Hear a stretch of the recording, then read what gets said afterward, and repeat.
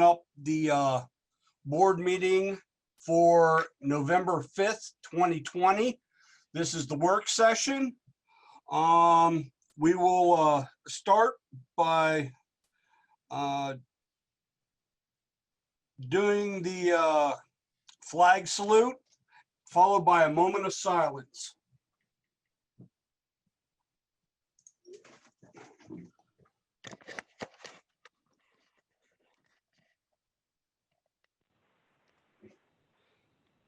I pledge allegiance to the flag of the United States of America and to the republic for which it stands, one nation, under God, indivisible, with liberty and justice for all.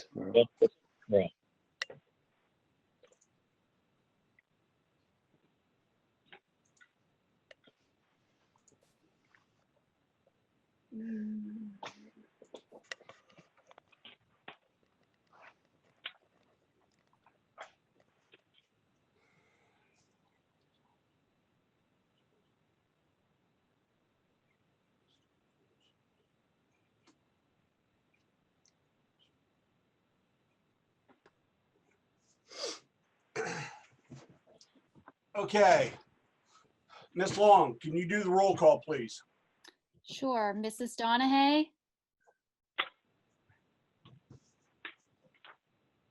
Mr. Elling? Present. Oh, was that Mrs. Donahue? Oh, that's Eric. Okay. Mr. Johnson? Here. Mr. Coke? Present. Ms. Lynch? Ms. Lynch? Mr. Miller?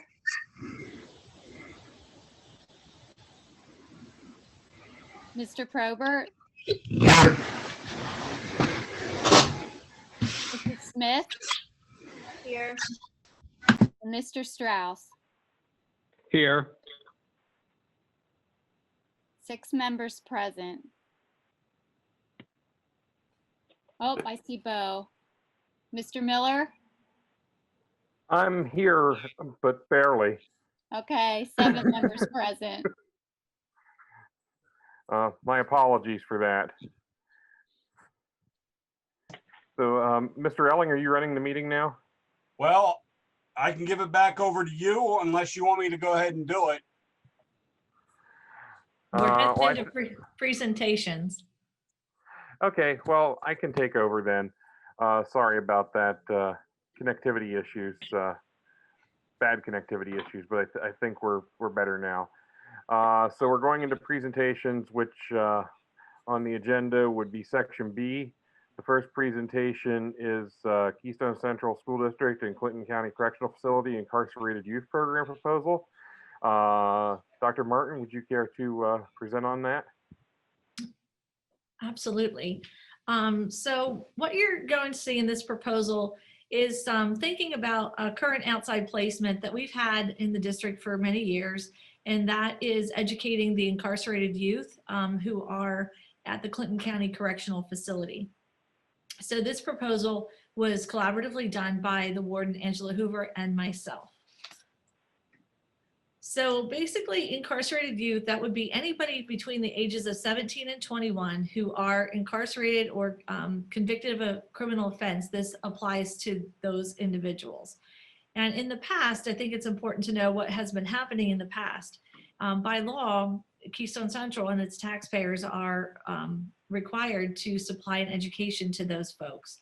And so what's happened is it's been contracted service through the intermediate unit to provide those services. And so IU-10 provides that to Center County Prison, as Clearfield County, as well as Clinton County. And we're currently in an agreement with the IU-10 to provide those services for us. So that's what's currently going on. What that means is they send an individual to each of those facilities on a schedule for 4 hours a day in the areas of English, math, science, social studies, and health education. And so anybody who is there getting, who takes part in this program, and it's voluntary, gets those time with them, and then towards the hope that they're going to gain a diploma. We want to look at a way to do this program more efficiently and more effectively. And so basically, we are required to have some kind of a program through the Pennsylvania School Code. We feel that if we're going to have a program, then it should be a higher quality program that yields more benefits and more success. We wanted to have a higher rate of students who are participating in that program obtain a school diploma successfully, and so that they can continue to, so even if somebody was only incarcerated or in the prison for a short period of time, such as 6 weeks, and they're only getting math one day for 4 hours out of 6 weeks, they're really not going to progress towards a degree in that short amount of time. So we believe that we have a program that will help get a higher success rate and better completion rate. And of course, we know that people who are released from prison and people who have high school diplomas have a better opportunity to be gainfully employed than those who do not have that high school diploma.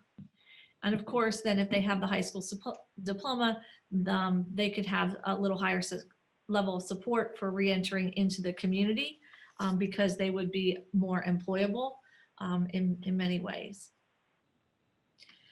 So what we would like to do is use our current virtual academy to be the curriculum for this incarcerated youth program.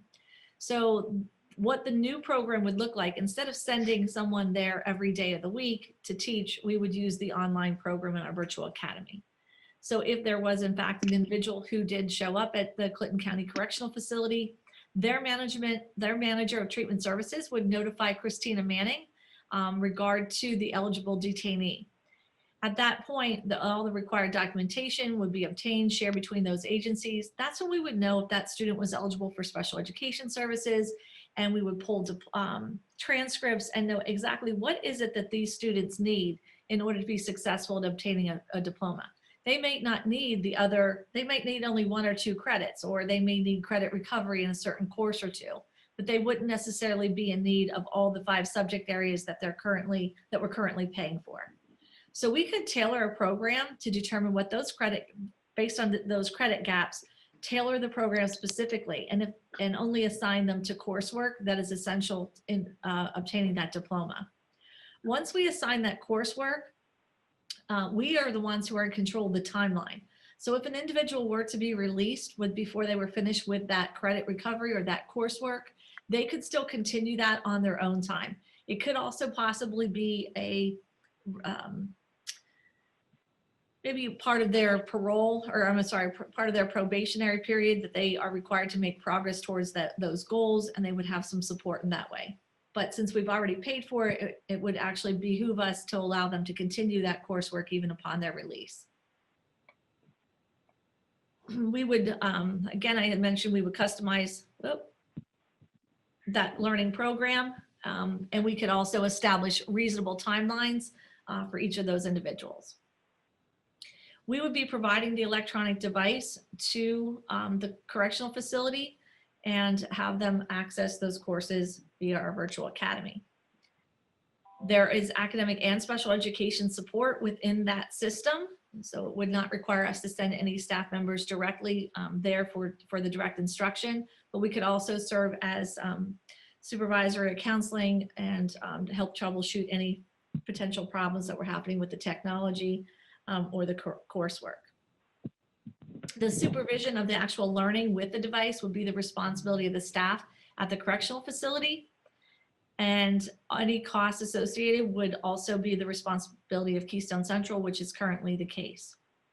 We would monitor the goals collaboratively, and we also know that if other students from other school districts were at CCCF, we're responsible for educating while they're there, but then we could bill back those services to the home school district.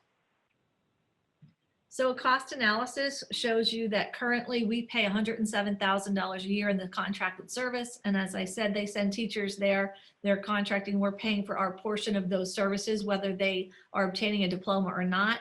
and whether we're giving them the education, whether they need it to finish their diploma or not. So our proposed annual expenditures moving forward would be soft costs. I mean, this would not be additional cost to the district. It would just be part of Christina Manning's responsibility, Justin Evie's responsibility with Virtual Academy. It would not be additional cost to the district, but there certainly would be some time on our part for the paperwork and counselors pulling transcripts, so forth. I did estimate that there may be some travel reimbursement. This is a super high estimate in the event that we have to have an IEP meeting and we can't do that virtually and we need to send anybody. I did a lot for some potential travel. And again, online coursework, we are in a consortium, but we do pay by course. And so this is a high estimate. This would be if we educated approximately 4 individuals for a full 8 credits. And typically we're not going to be needing a full 8 credits with any of them. So this could be 8 partial students. And it looks like on an average year, over the last several years, we'd have anywhere from 1 to 3 students that we would be taking part in our education program. But again, regardless if it's 1 or 3 students, we're paying 107. The cost down below, that $8,000 would be adjusted based on what would actually be needed. So estimated savings close to $100,000 from what we're currently doing. And again, we think that we could give a better product. So the Clinton County Commissioners are going to review the same proposal along with the directors here. And the IU10 Board of Directors also is going to review our proposal. The prison board is going to have to approve of this new program. And then between ourselves and the IU10 board, we're going to have to mutually agree to dissolve the current contract that we have for them to provide that. Right now, everybody is understanding that our potential start date for this program would be February 1st in 2021 actually. And we would also have to get the devices to CCCF. So those are the, that's what we're looking at doing. Again, I do think it is going to be a much better process. The warden and I have worked out, and again, to save some dollars and to be more effective. So at this time, I'll take any questions from board members that they may have. Jackie, is the IU okay with this? I mean, do you anticipate any problems with dissolving the agreement? I don't. We talked with them early on in this process, actually even before this year's current agreement came forward, that we were thinking about going a different route. And they understood that. They felt that they have a need for their staff in other places, but it does get us off the hook for paying their salaries for the full year. They're fully aware. I've had, I think 2 or 3 probably 3 meetings with Gina McFalls and Francine Endler from IU10, and Christina Manning has joined me in those meetings as well. So they're fully aware, and they are in agreement with this timeline, because the timeline gives them an opportunity to plan forward with their staffing, and they can reallocate and reassign as needed. Okay, good. Dr. Martin, Yes, sir. question for you. Okay, I see that we're looking at the distribution of devices to CCCF. Now, I understand this doesn't start until February of 2021, but I also know that we're having problems getting those laptops and everything that have been on order just because of COVID and everything. It has been difficult to receive them. Are we going to have those devices to be able to distribute to them? Well, based on the meetings that Chad and I have had with Lenovo, I do expect that we'll have the devices to give them. Plus, we've also, because of the small number of devices we would need to provide to CCCF, they're something we could purchase through another avenue. The bulk purchase that we did was for 2,600 Chromebooks. So far, we've received 200 of them this week. Okay. They're telling us by the end of this month, early December at the latest. Thanks for bringing that up, Roger. It's been one of the biggest frustrations for our tech department is not having the devices to hand out.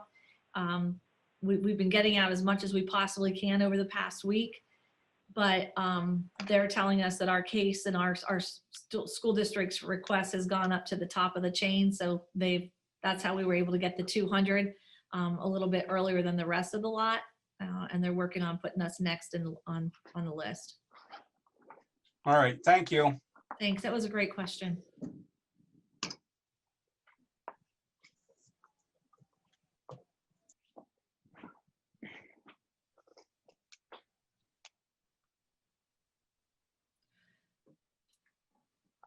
Dr. Martin, it doesn't sound as if there's any further questions. So do we want to move on to the next presentation?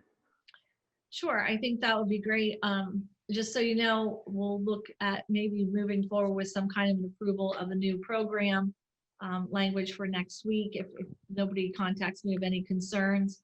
And then that shows the commitment to what we're going to do. Once the other entities also approve their pieces, we'll look at in January, probably dissolving the other contract effective February, something we may do it in December too. So more to come. Okay, sounds good. Well, then the next item on the agenda is item B2. It is the Keystone Central School District Career and Technology Center Comprehensive Plan. Kurt Lynch. Dr. Martin, are you presenting this or is Mr. Lynch? I'm on. Can you Mr. hear me? Yep, we can hear you, Kurt. Do Can you you- want to share your presentation screen or do you want me to share the Can presentation? you share it, please? Sure.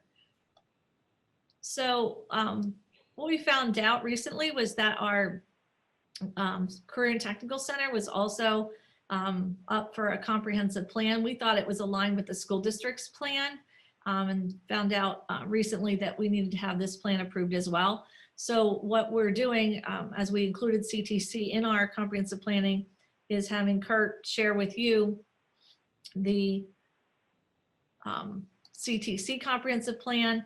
We'll submit it to PDE after 27 days of review, and we'll go from there. It's coming up, Kurt. Okay. All right, good evening. As Dr. Martin said, a couple weeks ago, we found out that this plan was sitting out there and neither one of us had gotten an email on it, but then I had gotten some email from PD, contacted them and worked through PD to get this plan in your hands. And we put a fast timeline on this because we felt that we had just done a school district comprehensive plan and I had just done a Perkins comprehensive local needs assessment for federal subsidies. And from those two avenues, it was pretty easy to develop this plan. And I worked with a woman from PD, and I'm going to give you a brief synopsis of this plan. Target areas that we're going to address in the plan is basically the scope and sequence of integration between CTC and academics. And what that is when a student enters a CTC course, there's specific program of study tasks. In other words, tasks that are delivered through industry that the kids take in a sequence, but also while they're taking them and they're taking their academics, we can mesh them together so they get a better delivery, and the academics and the part of the CTE program basically work together for understanding of the student. And we want to develop that further in the what they call a CAT system for the CTE data systems. I want to look at increasing CTE completion rate, and basically these are the number of kids that enter in 10th grade and would actually finish in 12th grade. That rate has not been good over the years at Keystone Central, and we'd like to increase that rate. And that data will be collected from PIMS and Perkins indicators. Perkins is our federal subsidy. Concentration rate increase. That is a student that would start in 9th, go to 10th, from 10th to 11th, 11th and 12th. We want them to follow through, keep coming through. A concentrator actually in a CTE sense is considered a student that eclipses over 480 hours in a program in a 2-year delivery. They are required to take the national test at the end of the program. So concentrator and completion actually work together. And then attendance rate. When we looked at the data at the comprehensive plan for the high school, we also noticed that in the actual Future Ready Index of 18-19, the attendance rate at the CTC was 44.1%, which is absolutely terrible. I can tell you that that was data, I think, Dr. Martin, from actually 16-17 that was in the 18-19 index. So I looked at our average daily attendance, which kind of weighs in here, but this is 90% of the students.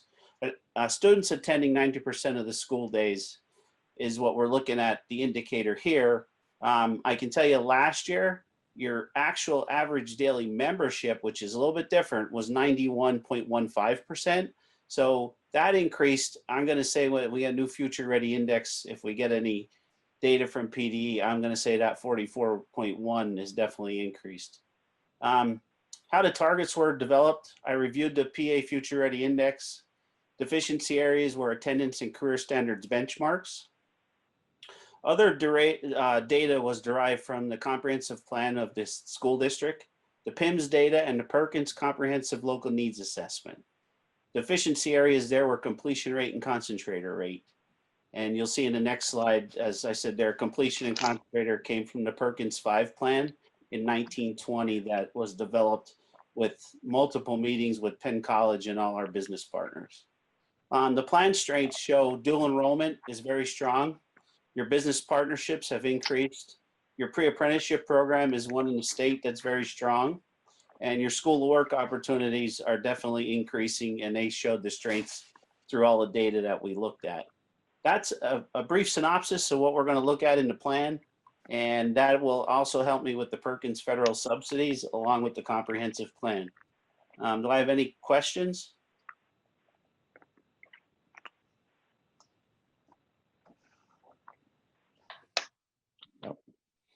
Doesn't sound like it.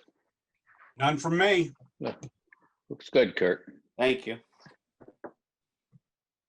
So we'll plan, the full plan is also attached to the board agenda where Kurt just gave you a brief presentation summarizing the plan. If you would please take a look at that, and then we'll look at approving that plan formally in December and submitting to the Department of Education. All right, I encourage everyone to definitely look over the actual plan document itself, because that's the meat and potatoes. Okay, up next on our agenda is item C1, hearing of visitors. We have 2 visitors signed up to speak tonight.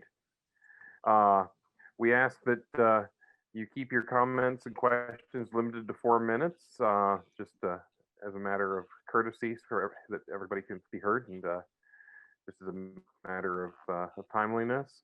Our first speaker is Scott Garman, and he's speaking on the girls volleyball program.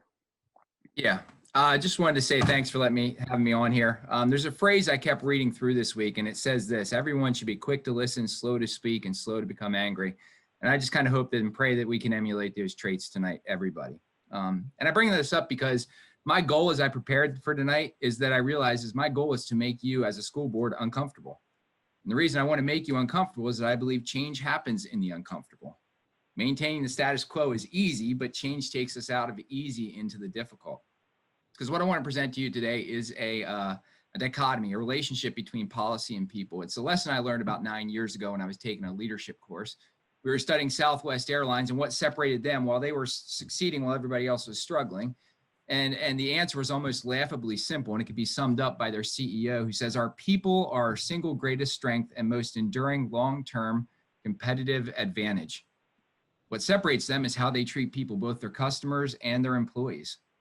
And what they say is that there are times that they have to ignore their policy because their people supersede their policy. Now, don't get me wrong, I understand that policy is necessary for running an effective organization. You have to have it. But there are times where we have to look at those instances as well. Can the same be said to be true of KCSD?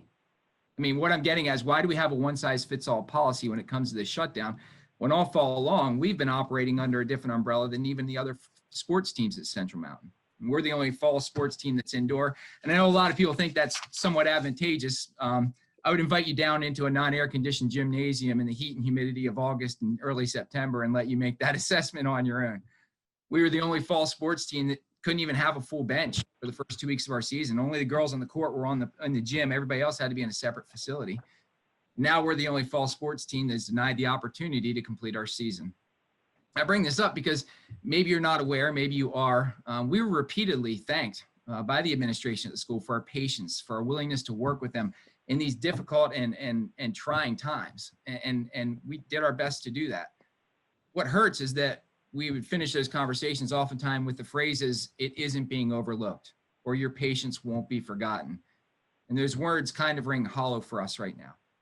To be honest with you, if the season had been canceled in August, I'd have been happy. I'd been sitting in the tree stand doing some hunting this year, spending time with my family, but for the last 3.5 months, I've hardly seen them because we weren't just playing for the regular season. We were playing for next week and the following week. We were playing for bigger goals. We were 6-10 2 years ago. Last year, we were 10-8. This year, we're 13-5.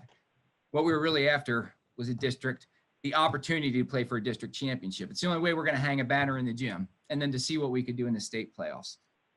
I want you to understand and hear me say emphatically that this team has the ability and the talent to play with any team in the state of Pennsylvania. And I will stake my reputation upon that. And if you want to hear my credentials, you can ask me later. I'm not blowing smoke up your rear. We have 4 to 6 girls that can play in the Division II level or higher. And the other thing we want to really do is bring a positive vibe to this community at this time. And I get that volleyball is a secondary sport, probably even for many of you. What I struggled with is when I was told of the shutdown that there was absolutely no recourse, that there was nothing I could do. And I thought, if I'm coaching these girls, I got to do my best to try, right? I understand and I'm well aware that I do not have all the information that you possess. I am well aware that you guys have to make decisions based on the well-being of everyone in the district and in the schools. But I also don't want to just accept that I have no recourse whatsoever without trying everything in my arsenal to see if we could possibly play next week in district playoffs. Look, life isn't fair. You're not going to hear me talk about fairness. If you want to talk about unfairness, talk to the spring sports of last year, right? All I want to tell you is what we deserve. We deserve to be heard. We deserve to have our situation scrutinized on an individual team basis. We deserve to have all of our options exhausted.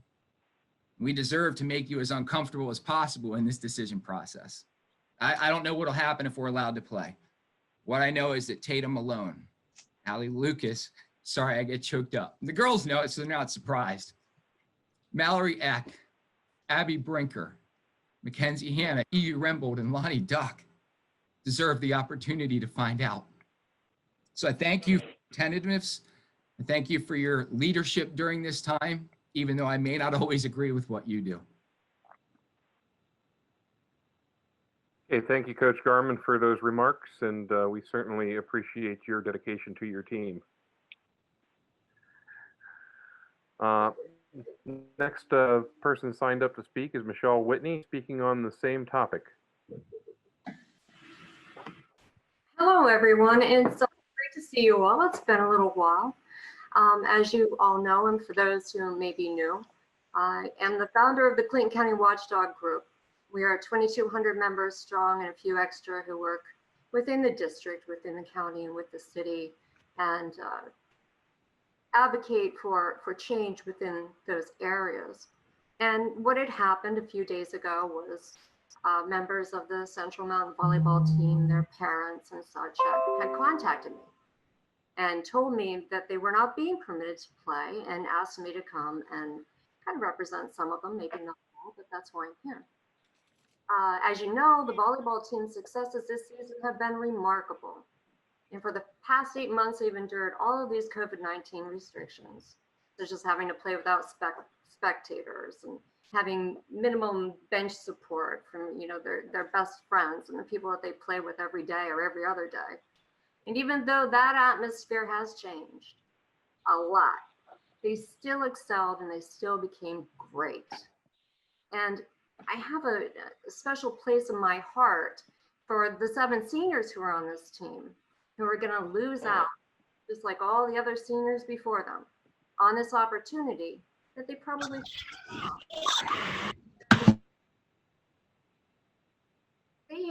through all of the COVID-19 restrictions and all of the changes, they've remained compliant, they've done what they were told, and they've taken all the safety measures that are required by the state. So, I mean, with the school moving to this remote platform, they stand to lose it all now. It just seems so wrong. I mean, they should be allowed to play in these district playoffs. So I'm here tonight asking the board and the superintendent to reverse course on this decision. Let these kids play. They deserve the right. As of 4:35 this evening, the PA Department of Health still has 0 deaths of students 18 and under. That's the entire state. And as long as they're meeting all these restrictions, all these COVID-19 guidelines, I can't understand why they wouldn't be permitted to play. So I created a petition this morning, and within 7 hours, we had over 202 signatures on this petition. That's the fastest growing petition I've seen yet. The people are truly behind this team. And I want to read some of these comments. The girls deserve to play. Football had a chance at postseason. The girls should be given the same opportunity. I want to see a full season, especially for Central Mountain. They have been having an amazing season and would love to see them finish it. It's absolutely ridiculous. This is a new person. It's absolutely ridiculous to take this opportunity away from these girls. The school district waited until their football team had their opportunity to go to playoffs. Moving to partial online when it became apparent the football team would lose their game, and then full online the very next day, it's quite sexist to now take the same opportunity from a girls' team, especially a team that consistently makes it to playoff level, unlike the football team. It's bad enough this district is providing these girls and all of our children a subpar education. We really need to take a few good athletic opportunities and get in this district away too. That was my favorite comment. That really hit home because it almost seems every time we find something successful within this district, it's taken away our district. So I think that that's all I have to say about this issue. I really am asking you to reverse course on this decision. I am asking the school board, whose job is to represent your constituents, and there's 202 of them here. You can go and you can read this petition. It's on the public watchdog release page. You can read all the comments for yourself, and I hope that you do. I hope that you take this very seriously. And I don't know how your meetings work, but I would love you to be able to discuss this issue tonight and give these parents and students some guidelines, give them some guidance on how this can go forward. Work together with them and make sure that these girls can play. Thank you. Okay, thank you, Ms. Whitney. I do believe that actually there is some commentary on this matter coming up. It's new information that we've just become aware of very recently. So I think that actually will probably first be presented during the superintendent's report, which is the next item on the agenda. So Dr. Martin, would you like to go into your report, please? Thank you. I have a couple items and I will get to the volleyball piece as well. I know that I've had some conversation via email with many of the members of the volleyball team, the coach, also spoken to several board members who also were concerned and talked through this matter with Mr. Borelli, Mr. Bidwell, who's been our interim athletic director this fall, and some other pieces. So basically, I wanted to start by sharing with you that, well, I'll just address it. I was addressing the volleyball later, but I'll just start with that. Basically, this week, Mr. Bidwell Mr. Borelli asked Mr. Borelli to reach out to District 6 and ask them if they would consider postponing the game to a point where we could postpone it to where we could get safely to the game and play. District 6 responded yesterday that they were not willing to change the game. And not only were they not willing, but they had told us originally that the drop dead date for us to tell them when we were able to play our definitive answer was Thursday, which was today. So I said we reached out to them this week, asked them if they would consider postponing. We got a response, I believe, yesterday. Mr. Borelli, I know you're on this call too. telling us that they decided that the other team who was in the playoffs, and I don't recall which high school that was, they were supposed to play Williamsport as our girls were supposed to play State College. The other team also had COVID-related reasons that they had to not play. So District 6, we found out yesterday, moved on and played Williamsport versus State College last night. They moved on the District 6. They told us they would wait till Thursday for a final answer, and they moved on and played the game last night anyway. So even if the board wanted to overturn the safety plan and the school closure and permit it to happen, right now D6 took that out of our control. So I know that's extremely unfortunate. They said they would give us till Thursday, and they absolutely didn't do that. So even at this point, I know that there are several board members who are extremely empathetic. I'm empathetic with the girls. I understand, and the coaches and the parents, what that meant. I will tell you emphatically, as it has been implied, that for some reason we keep schools open for football, but not volleyball is absolutely absurd. I became aware Friday evening of some COVID-19 positive cases somewhere around 8 o'clock Friday night. There was contact tracing going on all day. This was in our elementary schools. And then by Friday afternoon, it was also in our middle school. So on Saturday, we made the decision to keep closures at a minimum and keep it isolated to Robb Elementary and Central Mountain Middle School. As the contact tracing continued and more cases came up, the decision was made on Sunday following an administration meeting with all of our administrators at 1 o'clock on a Sunday, noting all of the cases from Department of Health was requiring quarantining, as well as potential cases of people who were going to be tested, and that we knew that there was a lot of potential for them to be positive based on the symptoms that they were exhibiting. And so out of precaution is why we closed our facilities and moved to a remote model. In no way, shape, or form was that decision made to impact one playoff over another. And you know, there's other reasons too. Bucktail High School football team did not get to finish their season as well. And it was for the same reasons. This has been happening to teams all through the PHAC, all through D6, all season, not just high school sports, but collegiate sports have been canceled, lost whole seasons, and professional sports. So wholeheartedly, I want everybody to understand, we hear you, we feel you. I'm proud of our team and the accomplishments that they've made. I'm a huge supporter of athletics as well as girls and women's sports. And for someone to think that we were maliciously taking this action against these girls is absolutely absurd. Every day that responsibility of closing schools and facilities is on me. If someone gets sick, if someone dies, if someone can't recover from this, that's my responsibility. I'm taking the advice of everyone from Department of Health, my administrative team. And I'm sorry, girls, but health and safety has to come over and above. And I know you've done everything you can for your part, but district-wide, we're dealing with a whole lot of cases and a whole lot of things that all of you don't have all the pieces to. And at this point, I can't disclose the identity and those things, but if there was a way for us to get you to play, it would have already happened.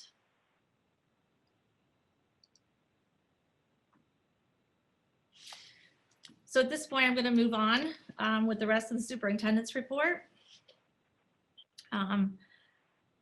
So we were able to, some good news, we were able to get some, Sharon Berger was able to get us a No Kid Hungry grant for $15,000. And these grant funds will be put towards labor and grab and go supplies for lunch services at Central Mountain High School, obviously when we return to school.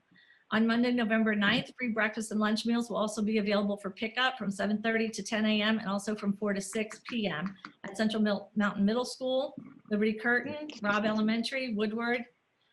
Free breakfast and lunch meals can be picked up at Renova Elementary main entrance on Monday, November 9th between 7:30 a.m. and 10 a.m. Last weekend, I learned of some positive COVID cases among our staff members. This started a long day of contact tracing on Saturday that led to the decision to go remote for 2 of our buildings. As new information emerged on Saturday night and Sunday morning, I gathered the entire administrative team together for an emergency meeting on Sunday. We reviewed all the data and information from the Pennsylvania Department of Health and made a tough decision to close our facilities and move to a full remote model. Each day I've been learning of more staff and students.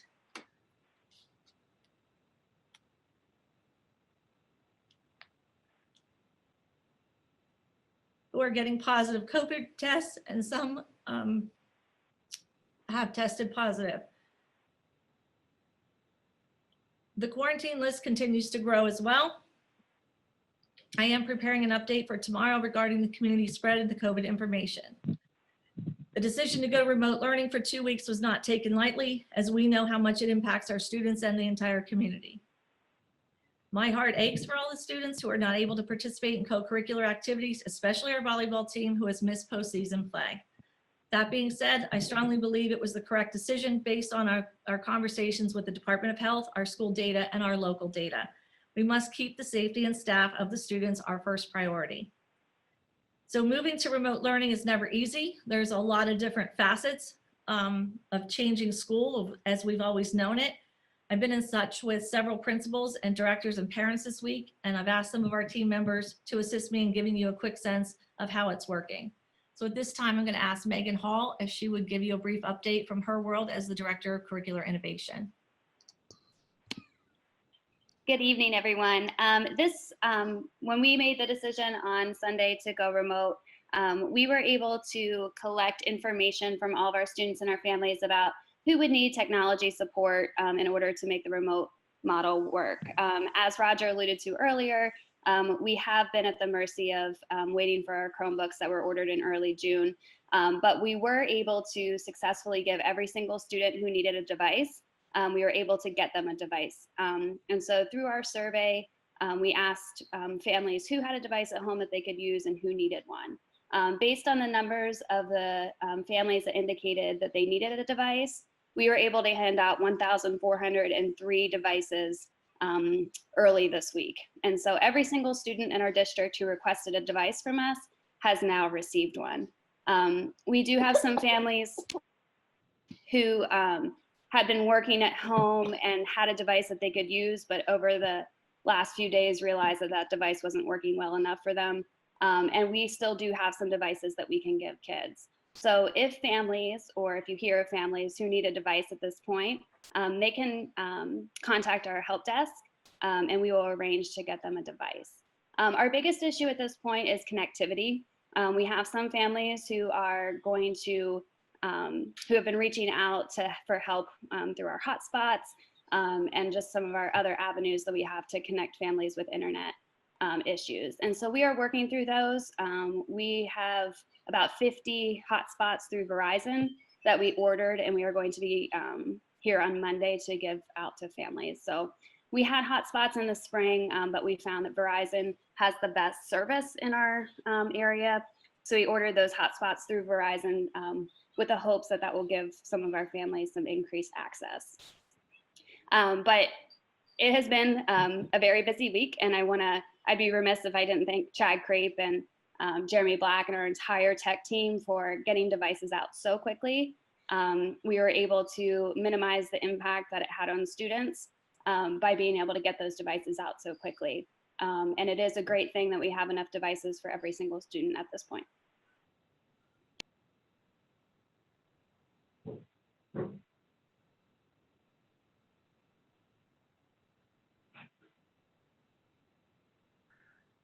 Okay, thanks. Thank you, Megan. If Betsy Dickey would share as an elementary principal. Betsy works at Liberty Curtin and Renova Elementary. Hey, good evening, everybody. Some things have gone really, really well. Piggybacking off of what Nissa Hall said, I can say that, yes, I spent 2 days at 2 different buildings handing out computer devices to our families, and we were at 100% at Liberty Curtin and 100% at Renova, getting those devices into the hands of our kiddos up there. So it has been a wonderful, wonderful experience with our technology department and everything they did. Along with that, we also were able to work with our cooks and Mrs. Berger, who helped us get meals out to our students in the same time. So they provided 7 days worth of meals on the same day that we handed out our technology devices. So there was about 150 families meals that went out. So you take that times 2 times 7, so a breakfast and a lunch plus 7 days of the week. So And then at Liberty Curtain, we had around 120 families that picked up meals. So we're looking again, 2 times 7 times, that number. So it's around the number of, I think, 3,780 meals just in my 2 buildings that went out to our students and our families. So that has been a wonderful, wonderful things. Today I was popping in on some of my live lessons going on, and I saw kids submitting work. I will say that, there are a lot of things that are going really well, and there's some things that we are getting better with every day. Our older kids, 4th graders today, had different backgrounds behind them, like fireworks or a mountainscape. And so they're really on top of technology and changing up some things with in their backgrounds and things like that. Our younger students, kindergarten, 1st grade, are struggling a little bit with logging on to, getting out of a Google Classroom and into another one to pick up an itinerant class and then getting back. But I know our elementary coaches have been helping with every step of that the whole way, helping parents, supporting parents to help those little kids. And even today, when we talked about a lot of things that were going on, equity lessons are going on where the kids are, going through the phonemic awareness and the phonics with their teachers. Building assistants are making connections. I guess, troubleshooting some of those problems at the primary level. When I asked my teachers, compared to last spring, how are we doing? And they said it's worlds different from what we did in the spring, and that they really truly feel like they're still teaching their class. Attendance, since we've put the devices out, has been through the roof. Just about, when I talked to my Renova and Liberty Curtain team at the end of the day, today, almost everybody reported only 1 student missing, or they knew they were out because they had an appointment, but really 100% of attendance. So kids logging on. We do have some of the connectivity, and we're getting packets out to those kids, and that work that will be submitted will be counted for their attendance. So for some of the students on an individual basis, but really, I think our teachers are working very hard, and our students are working very hard. So the preparedness that we did, getting them ready in case this happened, seems to be working. So from the elementary level, but we'll keep, those troubleshooting areas, we'll keep working at every day to make those better. But I think parents have a connection through guidance counselors and elementary coaches to get some support, and principals. So we're just going to keep doing what we're doing because it looks like learning. Teachers are teaching, kids are there receiving it. I see kids do this if they have a question, and then the teacher calls on them, and it's live learning going on. So if you can be around an elementary student, check in and see what they're doing, because good things are happening. Thank you. Thanks, Betsy. Dave Peters, Central Mountain Middle School principal, you have anything to add? Yeah, good evening. I would only add, I could echo a lot of the things that Betsy said in regards to our staff as well. The feedback that we've gotten is that we've shown great improvement from where we were at in the spring to where we are at currently. The feedback from our teachers here at the middle school is that we've made a lot of progress. The comfort level with what they're doing remotely is way better than where we were at. We certainly know we still have room to grow. And for us at this point, we certainly have a lot more students working remotely than what we saw in the spring due to the number of devices we were able to get out this week. And again, I would also echo what Megan said and applaud our technology department for all their efforts. I know here at the middle school, our numbers are significantly larger than some, and they were able from Sunday, afternoon, evening until Monday morning at 7:30 a.m. to begin preparing for distribution. And so we're really appreciative and thankful for what they were able to do. From an administrative standpoint, we see a lot of the things we would see in a typical school day. There are times where we see students struggling with their learning, and we're working to support them as best we can. We rely a lot on parent communication, and so we've really emphasized that at this time. At times we see some misbehaviors, and part of that process is us educating students on how to appropriately use technology and what our expectations are of them while they're learning remotely. And that's just part of it. We do the same thing when we're face to face. We teach routines, procedures, expectations, and it's just a different scenario for us right now. We're working through some of those same things. But ultimately, I think the feedback from our building and our staff is we can see a tremendous improvement over where we were. We're continuing to work hard and put things in place for our students. And so I think for the situation and where we're at right now, we're very pleased with our progress. We know that we still have areas, as Megan referenced, with connectivity and some of those things that we're working to support our families. But I think we're on the right path, and certainly we're working towards doing everything we can to make this the best experience for our students and families. Thank you, Mr. Peters. Mr. Hall, Bucktail High School. Oh, wow, they put so much out there already that I only have probably a few things to add. One of the big things that I want to add is the confidence of the parents this time. It's amazing where I thought that I'd have tons of phone calls. My child's struggling to log on and so forth.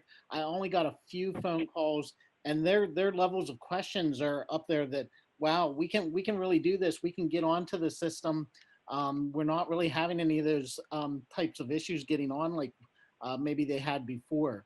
Some connectivity issues also that we're working through that I do have some students that I specifically worked on ordering the hotspots to get those in place. Again, talking to the parents, they're so appreciative of what we've been able to do this time compared to before with our remote learning. And then one other thing too I'd like to add is through the Schoology program, when students are putting their assignments on, I'm getting about 100 emails a day of students putting their assignments on Schoology, and I'm looking at those things, and I can really go by and see, okay, this is our students. All of our students are really finding a way to get on, and with our laptop distribution yesterday, so many of those middle school students have started to put their assignments in too. So that's been great. One other thing too I'd like to add, I keep adding things, but the teacher confidence too and being able to support this process is so much higher, I believe. We did have remote option throughout the year, so the teachers have been doing remote. Now that we've had to just do it with everybody instead of those few kids, it seems to have been a nice confidence level for the teachers. I've been checking with them every day. Are we having problems? Are we missing anybody? And the answers come back, you know, we're doing the good things that we've been doing. A couple of behavior issues also. We're working through what online etiquette should be with some students. But again, you know, those kind of issues are few and far between. It's really more the positives and the appreciation we're hearing from the parents and families this time that has really been great. Thank you. Mr. Varelli, Central Mountain High School. Thank you. I have to say that I'm extremely proud right now of our students and staff and probably more importantly, our parents, because they are dealing with a situation that is unlike any other that we've ever had before. And what I have to say is there's an awful lot of resiliency going on right now. Our transition from face-to-face to remote has been seamless. I've had a chance to talk to parents. I've had a chance to talk to teachers. And from where we were in March, we've drastically improved. I think the secondary was fortunate enough to already have our one-to-one set up and already kind of have started that in March. So we were kind of moving in that direction. Attendance is high, talking to teachers. The accountability is higher. Kids are paying attention. Kids are doing what they're supposed to be doing. There is no substitute for kids being face-to-face with teachers. But at this point right now, I have to tell you, I'm very proud of what everybody's doing. Our technology department has been fantastic. There have been times when Schoology, our remote platform, has shut down, and Chad and his crew have been on that and turned it around quickly. So that has worked tremendously, and we're going to continue to work hard with our families to move forward and support them in any way possible. But before I'm done, I'd just like to say one more thing. I would like to congratulate the girls volleyball team. I am proud of what they've accomplished this year. And they need to know that this was not an easy decision, but it was a decision that I also agree with, and it was done out of the safety for our staff and our students. Thank you. Thanks, Mr. Borelli. And one more person to share would be Mark Kondo. Mark serves obviously as our HR director, but he also serves in another capacity, which is the safety, Act 44 safety monitor and officer. Mark's been directly involved in all of the contact tracing and conversations with the Department of Health as well. Yeah, thank you, Dr. Martin. I just wanted to say a couple of things here before I get into some of the more specifics. I wanted to make sure I thank the administrative team. You guys have been absolutely tireless in your efforts all weekend long, making hundreds of phone calls in some cases. And I certainly appreciate all of your hard work and dedication. And certainly I'd be remiss if we didn't also thank our support group, Mr. Pasella, Rhonda Phillips as well. The folks cleaning our buildings all weekend long, I mean, just hours upon hours where they are working and trying to make sure our buildings are clean to a different level under a pandemic type situation, which again, I can't say enough positive about our folks. Just a bit of a heads up here or where we're at, I guess. Since the beginning of the school year, we've had 10 staff members. That means teachers as well as support group. However, more significantly, it's really since October 30th, we've seen a marked increase. As a matter of fact, since last Friday, we have had 7 staff members report positive COVID test results to the district. We're waiting on 1 additional staff member test result, which could be put us at 8. As a result of that, as well as the number of student positives we've had in the last week or so, we've had to obviously make a lot of phone calls in terms of contact tracing. I just wanted to talk a little bit to the board and the public to really explain that process a little bit from our perspective. Essentially what happens when we get a positive report, whether it's a student or a staff member. I reach out at that point in time to the Department of Health, as well as the IU, Francine Endler, so they can reach out to the rapid response team with PDE. Through that process, they verify the positive test result for the individual we're talking about. And while we're waiting for that verification on the positive test result, that's when the administrative group then jumps into action and they begin the contact tracing process. That's where they reach out to the individual who is a known positive, and they go through the steps by identifying when they had symptoms begin to develop, when they were tested positive, and then walk them through the contact tracing process in terms of trying to identify anyone who is considered a contact. And according to the Department of Health guidelines, that is anyone that is within 6 feet for 15 minutes or more. So as they go through that process, they identify those individuals and we document their names, phone numbers on what's called a line list for the Department of Health. And once we have that verification then back from the Department of Health, that's when we forward the information back to the department, because the Department of Health will do a lot of the contact tracing then by contacting those individuals that have been identified through our process, and then anyone else that they may pick up through their conversations as well. And they're the ones then that would talk about quarantining within the public then for those individuals. When we quote quarantine somebody, we're really only quarantining them from school. Obviously, we have no authority to tell people to stay home whenever they're not in school or on the weekends or whatever. So certainly it's just basically a school-related issue. But again, our faculty and staff have been excellent. I would also say that the Department of Health has been very helpful. I've had a couple of their supervisors be in contact with me to help us through this process, offer recommendations. I talked to an epidemiologist the other day. I would also, at some point in time, suggest here in the very near future, we sit down and take a look at our health and safety plan and take a look at some revisions to that plan.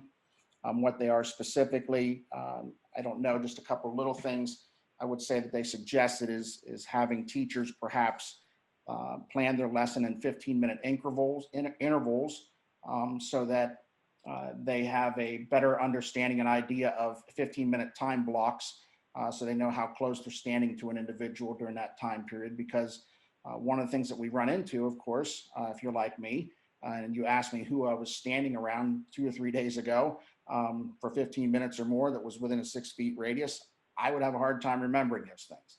So they made some suggestions in terms of trying to help us in that process and trying to make staff more cognizant of those details as they're working throughout the day. So it's been a very, very, very busy weekend. I know this past Friday night, as Dr. Martin mentioned earlier, it seemed like we were on the phones all weekend long. And again, I thank the administrative group as well as our support groups for going in and cleaning the buildings over the weekend. We couldn't do the job without you guys. So thank you. So thanks everyone I know we didn't even let half of the group talk, but I know those folks represented the different areas around the district and the different roles and responsibilities. And I think that you can see all the different pieces and things that have to happen in order for remote learning to be effective. And again, there is no substitute for our teachers in the classrooms, but we do need to have options because we believe that school choice is something that parents should always have.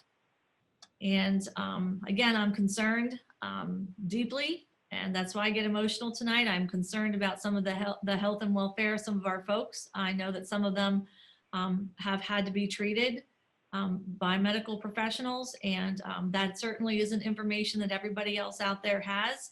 And it's a big decision. So I just want everyone to know that we didn't take it lightly. And if any board members have any additional questions on how remote learning is going, this would be a great time to ask those questions.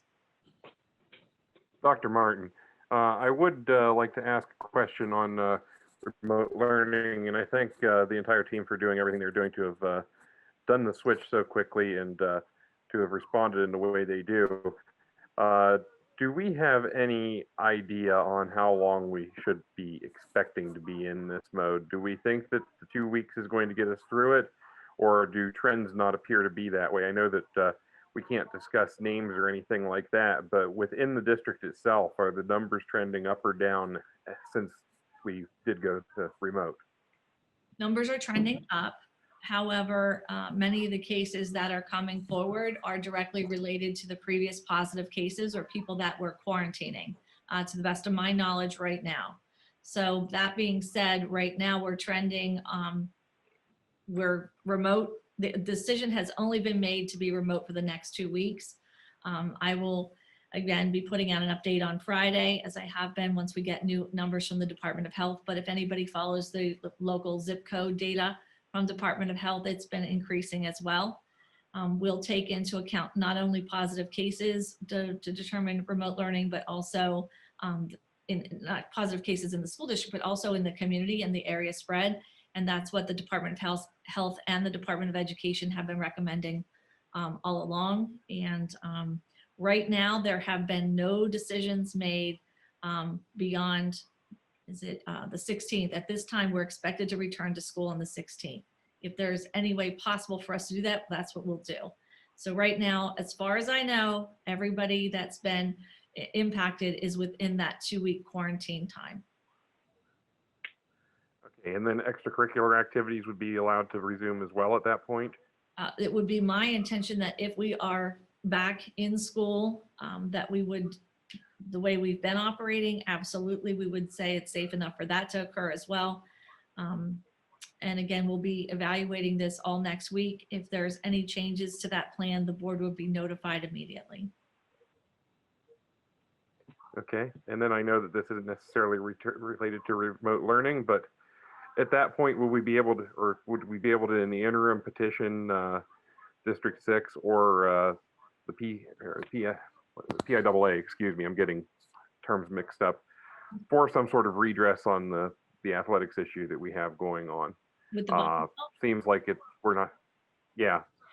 They played their game last night, and that's what they played. State College and Williamsport did their playoff last night, and they didn't even It wait. just seems like it just seems like there are two other teams. If both teams were in a position they could play, say within the next 2 weeks, it would seem to reset things. But I don't know. Well, Just throwing an idea out there. Sure. Any type of reschedule would have required both teams to agree to those stipulations, as well as District 6, because it's a playoff game. It wasn't like a regular league game or regular season game. So we did not have any control over that schedule. We did request, and they came back and said, since the other playoff game also had COVID related issues, the other two teams did not want to delay, because they felt if they were delayed at all, then neither one of them may be able to play. So they took advantage of the situation, in my opinion, and they played each other, and they didn't even wait until what D6 told us they would give us till today to let them know. I don't know if we have any other redress other than to write them a strongly worded letter, but I think that at this point We don't know a lot of people who'd like to write them a strongly worded letter. Yeah, we don't have any control over what D6 does. Right. And we can make those requests. And again, not only did they not follow what they said, they moved ahead without it. And, I think they believe they made the best decisions for the other players, but I don't know. I haven't talked with them. I can follow with Mr. Morelli on that. I'd like to make a comment here. I empathize with the girls more than you know. However, I would like people to direct people that have questions about that to go to PIAAD6.org. At that website, scroll down to the very bottom where it says PIAA memo 9/21/2020. It talks about school scheduled to play each other. If you end up with having COVID, you got to report it. But here's the big thing. Section 4, cancellation of a playoff game. A school that decides not to play in a scheduled playoff contest due to COVID-19 concerns at the district or inter-district level forfeits any possibility of moving on to the next round. Section B of that is for district level contests, the principal of the school must report in writing to the school's withdrawal from a scheduled playoff contest to the district chairman.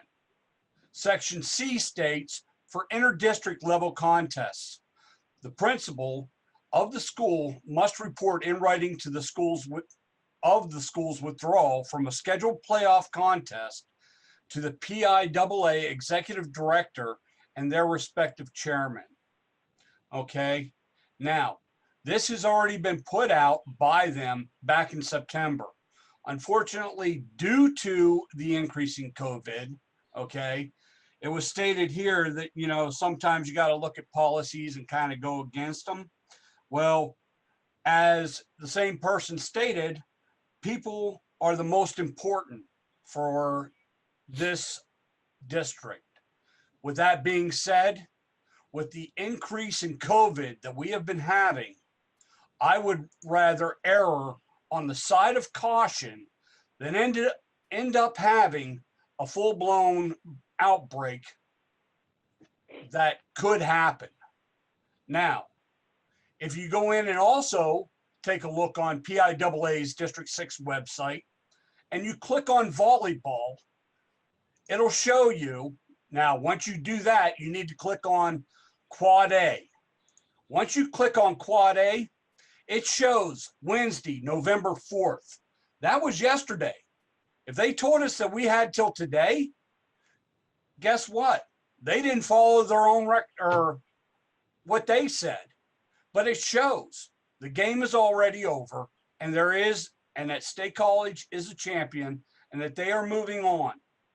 At this point, there is nothing we can do. I empathize immensely with the girls because honestly, I like volleyball, and the fact that we have these girls that are college caliber, it really stinks. Okay. So with that being said, I've said my piece.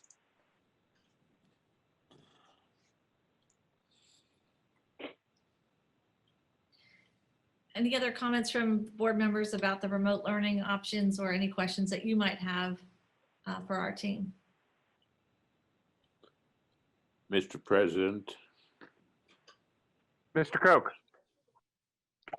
I think that all of us empathize and are sympathetic and regret what is happening with the girls' volleyball situation and regret the sadness that it has brought about and the heartbreak. But we're not the one that's directing this. This is all being directed by the virus. And the virus empathizes and sympathizes and regrets nothing. It empathizes and sympathizes with absolutely nobody. And if we had not done this, taken this action, and a number of the girls would have gotten sick with the virus, perhaps worse, it would be regret that I would have a hard time living with, as well as everybody else. So I'm very sorry, I'm regretful, but it's this damn virus. And I don't want to take a pessimistic point of view, but I only see what I see. If we think that we've seen the worst of this, I think the worst of it is ahead of us. This coming winter is going to be the worst of it until such time as we get a vaccine, which will probably not happen until next spring or summer, that will become available. So I am very sorry, but I see that we had no other choice. I think we did make the right decision, as regretful as it is. Thank you. Thank you, Mr. Mr. President. Koch. Any further comment? Yeah, Mr. Yes, Mr. President, Allen. I got one more thing to say.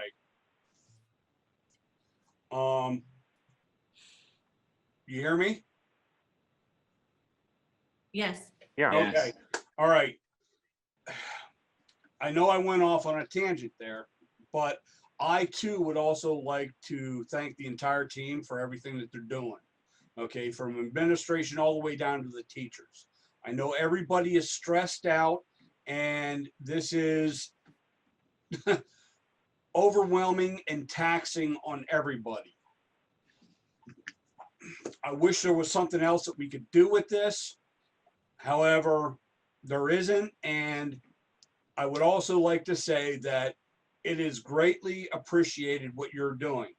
I have heard from students that this time they're actually enjoying this online learning. So with that being said, that obviously means that the teachers are doing a good job and getting these things done. So that's all I have to say. Thanks, Mr. Elling. I think we also need to thank you not only to our teachers and administration, but also to all the members of our support staff. To those who are making the technology work, to the people that are disinfecting our buildings, and just everybody involved, because nobody's getting an easy break here. Even food services serving up meals to be picked up and so forth. So it's kind of all hands on deck. Mr. Probert, I think you had a comment there.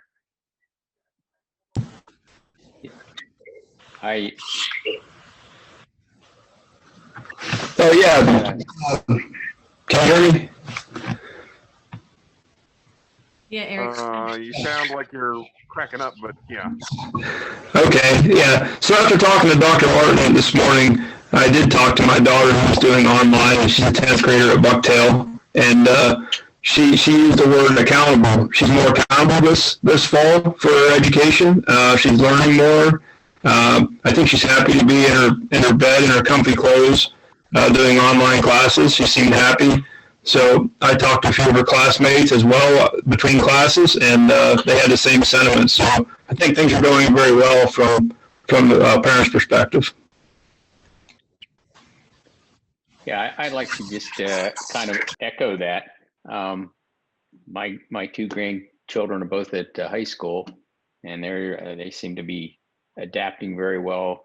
And it's just been amazing to me how all of these things have meshed together in such a short period of time. I mean, it's amazing what the team, and I mean, from everyone top to bottom, has been able to pull off in the last 4 or 5 days, particularly over the weekend. It's just a crazy situation, to say the least. And I think everyone involved, every employee, from the administrators, the teachers, all the way down to our custodians and cafeteria people, have done an amazing job. And it's been and there's been extremely tough decisions made. And I don't think the general public really knows what all goes into making these decisions. And I think Dr. Martin and the team, I know they didn't make them lightly. They agonized over those things. They were in there on their weekends, and I think it's, there's nothing, no decision was made based on athletics or football or anything else. To me, that's asinine. They were looking at the total well-being of this whole school district. When you sit in the superintendent's chair, that's what you have to look at. You have to look at the well-being of everyone.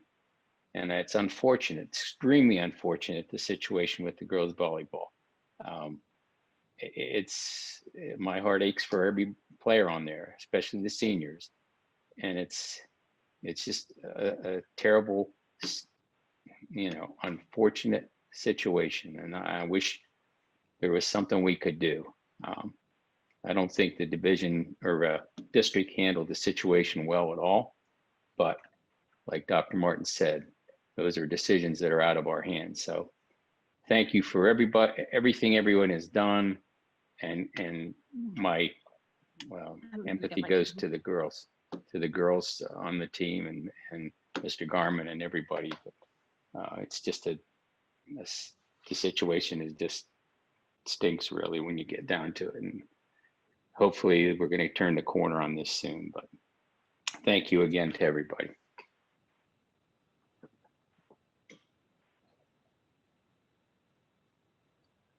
Any further questions or comments for Dr. Martin before we move on to our committee reports?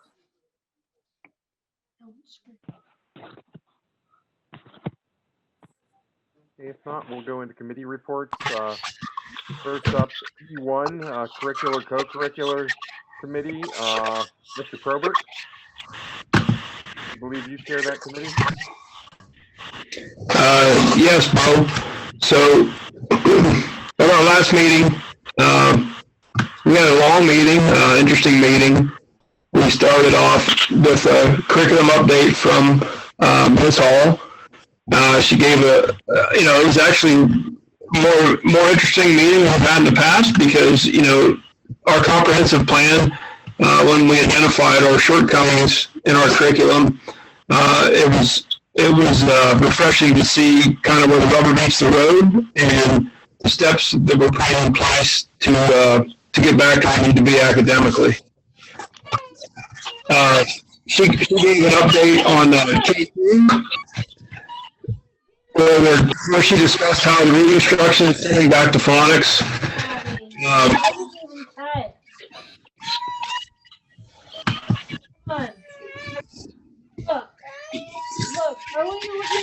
President Miller, can you? Somebody's having a meltdown.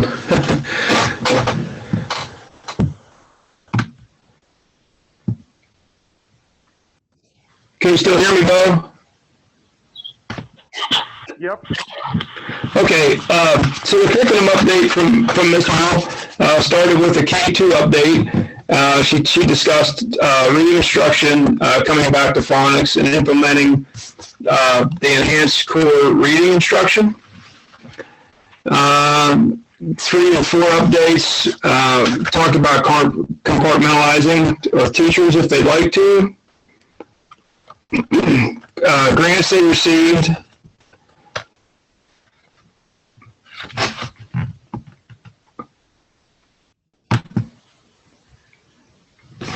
Some high school updates. We discussed the Keystone exams and Act 158 requirements for graduation. Students must pass one of the pathways for this for graduation. Last year, the Keystone exams were waived due to COVID, but Act 158 was not. Students who are on the Keystone trivia courses during the 1920 school year must be offered a Keystone exam. So they were going to send a letter out to parents stating what's happening. Instructional technology. The technology is almost done with our warehouse upgrade project. All buildings are complete except for Central Mountain Middle School and Central Mountain High School. They've upgraded networks and devices, and we're working on updating classroom technology. We'll discuss smart boards and things like that in the classroom. The co-curricular items. One thing we discussed was the Bucktail High School drumline. Ms. Middleton did a presentation along with Mr. Hall, and they talked about the drumline at Bucktail. It's the third year for the drumline. They started with 8 members, and last year we had 9 members. They practiced over the summer and played events during the summer throughout the school year, including Bucktail football games. I don't know if anybody's ever been to a game without a band, but it's not a very good game. This year, there were 7 of our students.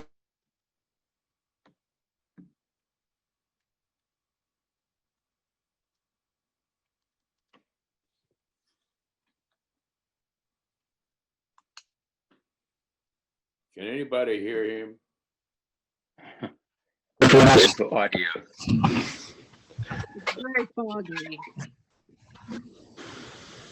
Mr. Perlbert, we lost your audio. It was kind of blowing our eardrums out there for a second. I think there's a mic gain issue going on, but Sorry.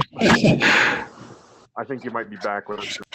Okay. Yeah, I don't know if I'm having problems with my internet here or what, but I was talking about the drum line. I'm not sure how much I got in, but Ms. Middleton did a presentation on the drum line.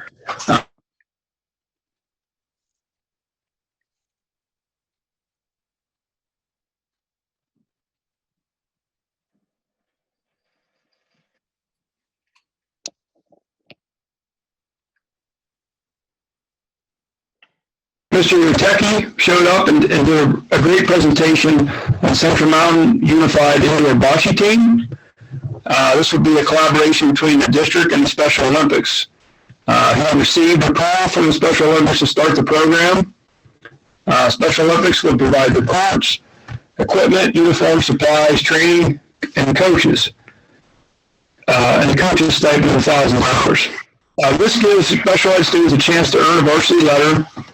It would be like any other sport in the district, and would have a minimum of 3 Special Olympic eligible athletes and a minimum of 6 players, maximum of 8. Mr. Uteki has applied for a mini grant through the Keystone Central Foundation to cover transportation costs. So it'd be low cost to the district. The program impact would foster inclusion, create respect and acceptance and diversity, reduce bullying, improve health and fitness, and develop life skills and character. I think it's a great opportunity for these kids. Mr. Uteki was very passionate in his presentation, and I think it's something they definitely need to support. So we're looking for board approval to run this program for a year and see how it grows. The King of the Mountain tournament we discussed. Mr. Welly gave a presentation after meeting with Dr. Martin and Coach Wallweiser. We discussed breaking up the tournament into 3 days, having different brackets, so they could fill the people through the gym, and also televise the event with the girls wrestling team to have an exhibition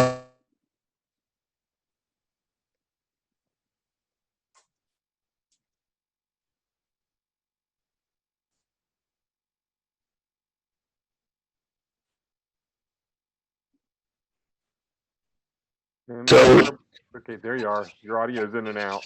oh, I'm sorry. The swimming was next on the agenda. We were having trouble finding a facility to use. I talked to Dr. Martin earlier today about that issue, and she may want to elaborate. Yeah, unfortunately, Lock Haven University has decided not to permit us to use their pool this winter. We tried everything we can. It rose to the level of the president, and they're just not going to let us use the facility. So we've checked with the YMCA. Their pool is not available. And the last I know, Mr. Bidwell was looking at a neighboring school district to see if we were going to be able to work out some kind of agreement with them so that we could use their pool. And we'll keep you posted on that as soon as we know something. The last thing on the agenda from our meeting was some discussion about scheduling winter sports with the leagues. And there was a little bit of discussion on tryouts for other high school teams. And we'll get some more information from the coaches on that. So any questions on anything from our agenda?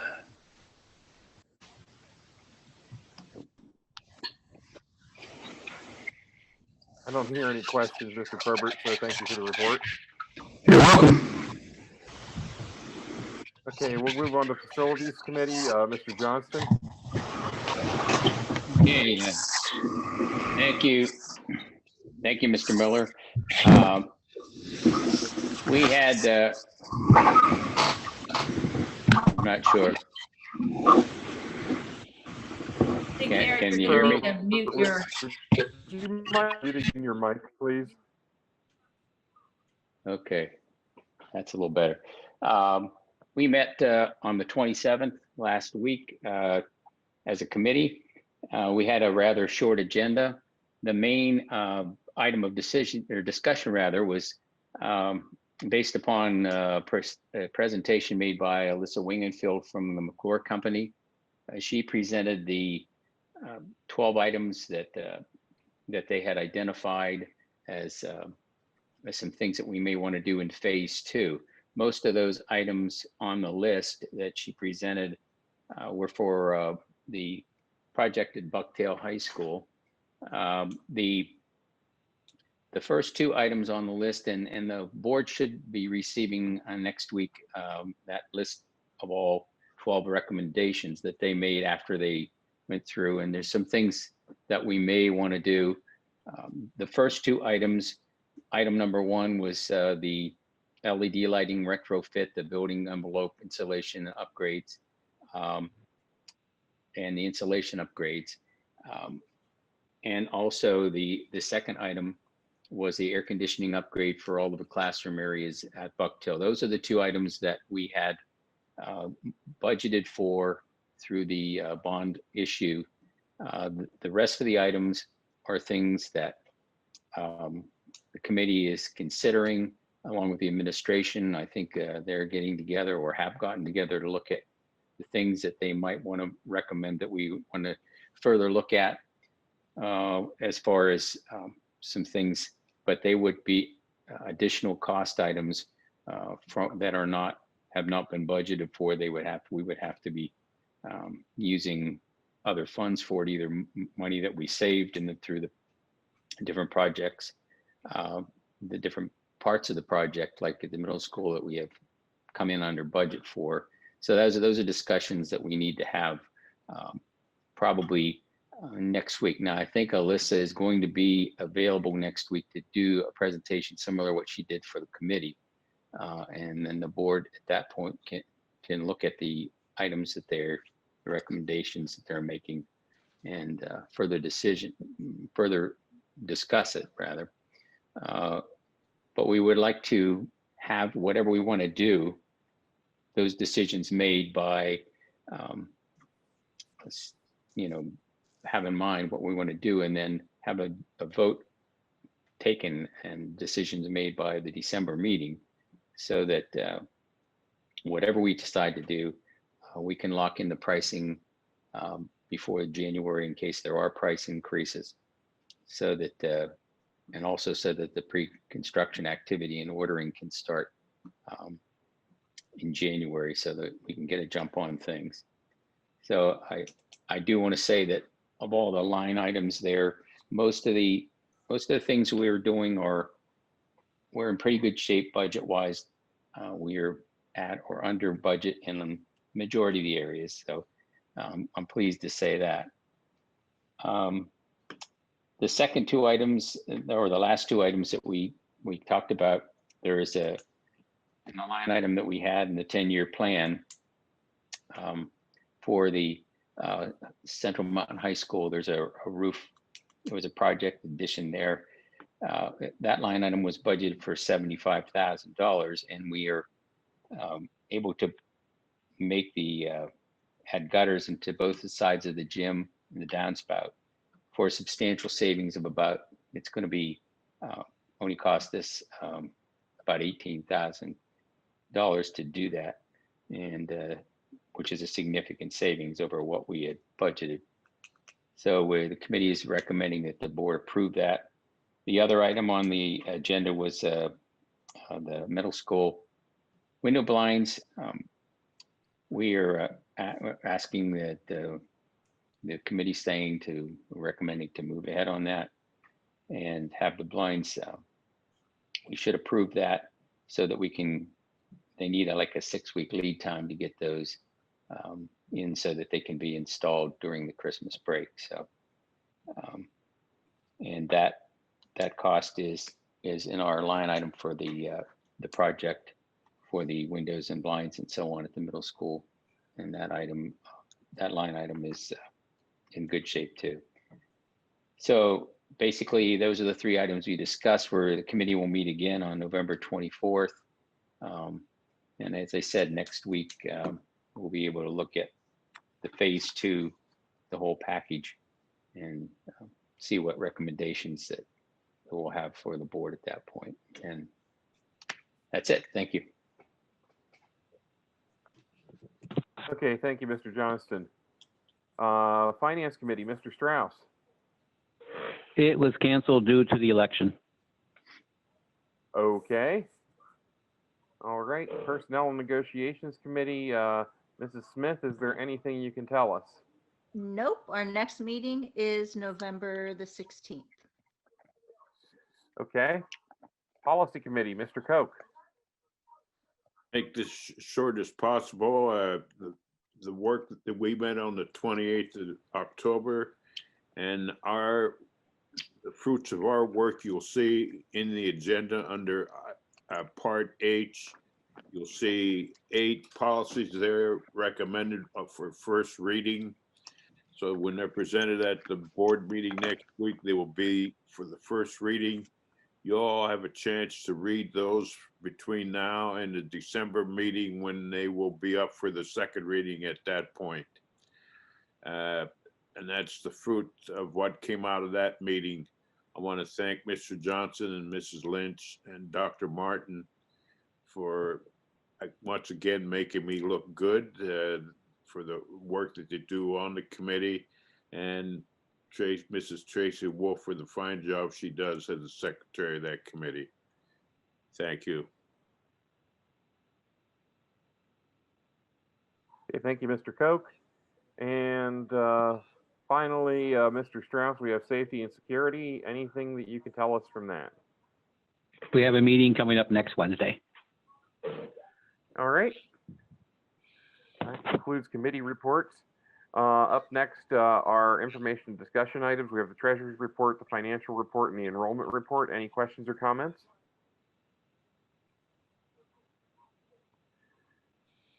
If not, we'll go on to item G. The first one is the 2021-2022 school calendar.